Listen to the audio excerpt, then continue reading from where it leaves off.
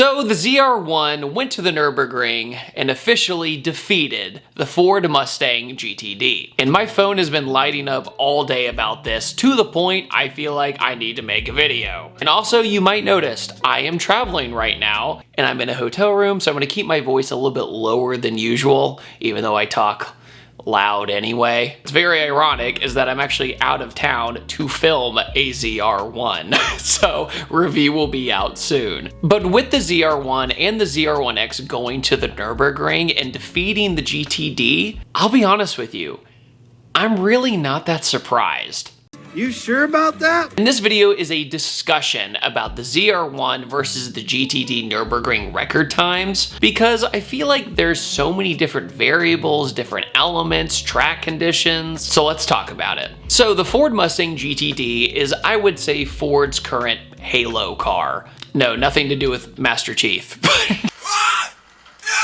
It's their baby, and they're so proud of it, and in my opinion, they should be. A ton of work and R&D has gone into this car, and it is an exclusive, very expensive car from Ford, right up there with the Ford GT of the past. But it's different, right? It's V8 powered, it uses the GT500 engine, and it turns it up, and even has a wing on the back that's a gooseneck that has DRS style F1 arrow that you can open and close. It is the full package of a crazy road car that can be used on the track. And it is the road-going version of Ford Mustang GT3 and those race cars. I was actually fortunate to tour Multimatic at one point and see them get built, and it was fascinating to see just how different they are from the actual Mustangs. A big one is that the motor sits very far back and it has a transaxle in the back, which no other Mustang really has. And the thing is just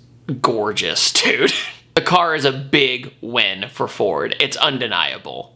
And it makes less power than the ZR1 and the ZR1X. So why am I talking about the GTD when today we're talking about the Corvettes instead?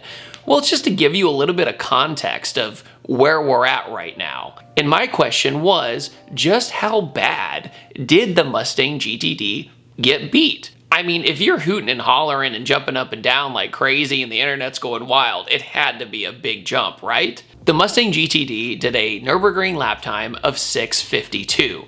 That is a sub 7-minute lap time on the Nürburgring.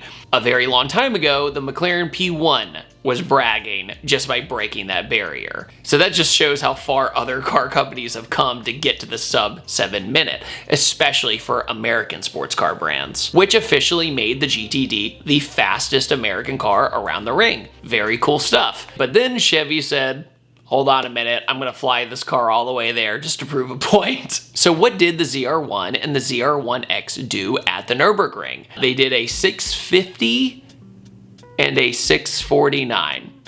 Significant, right? It's still a few seconds, but with a lot of the advantages of the Corvette, I actually expected more of a smackdown, to be honest with you. But there's also, there goes the really loud hotel AC we all know and love. It's probably going to start rattling soon. There is a massive element to this that actually does make it incredibly impressive. Chevy did not use professional race car drivers. That's crazy, and that's amazing. They use their own engineers who help develop the car. They know the car better than pretty much anybody. So even if they didn't have the professional race car experience that, you know, somebody who started in karting and went all the way up to pro level, they still went out there with these platforms that are so fast and so user-friendly that they were still able to do sub 7-minute lap times at the Nürburgring. So could the car go faster? Could the Corvettes go faster? Absolutely. We pretty much know that just with that fact alone of the engineers driving. And they also set some other lap times around America to prove a point with their engineers, and then it was time for the big dog of the Nürburgring. And they did it. Huge achievement. And the Z06 did a very respectable 7-minute 11 seconds with an engineer as well, which puts it kind of between a Ferrari 458 and the 488 Pista. So they met their benchmark. The 458 was a benchmark for the Z06 and they beat it with an engineer and not a pro. Very cool stuff. But this is where I really want to turn this video more into a discussion in the comment section below.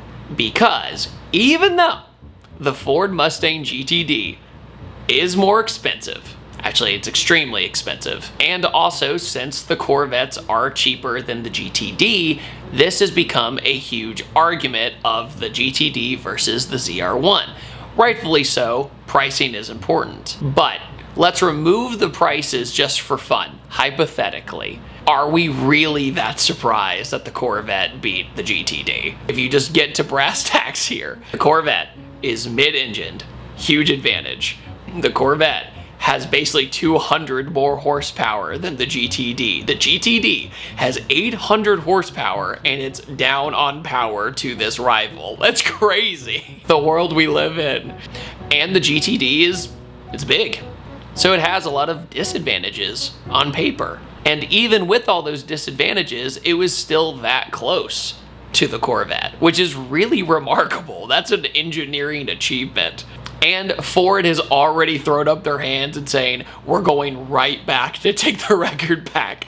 So at some point, either this year or next year, they're going to ship the GTD back to Europe or have one in Europe to do that record and beat it. And I think it's doable. I think it's doable to beat the engineers' times in the Corvettes, but I would be so fascinated to see it happen. So, do I think that the ZR1 and the ZR1X could go faster with a pro driver? Yes. Do I think the GTD could go faster with a pro driver? Yes. So I'm going to be really curious to see if the GTD comes back and takes away that lap time again. I think that's when Chevy is going to be like, okay, buddy, we're sending out a pro driver now. We're not messing around. I think we have a brand new American sports car war of halo cars, and I'm so excited to see it. I'm here for it. But what a time to be an American car fan.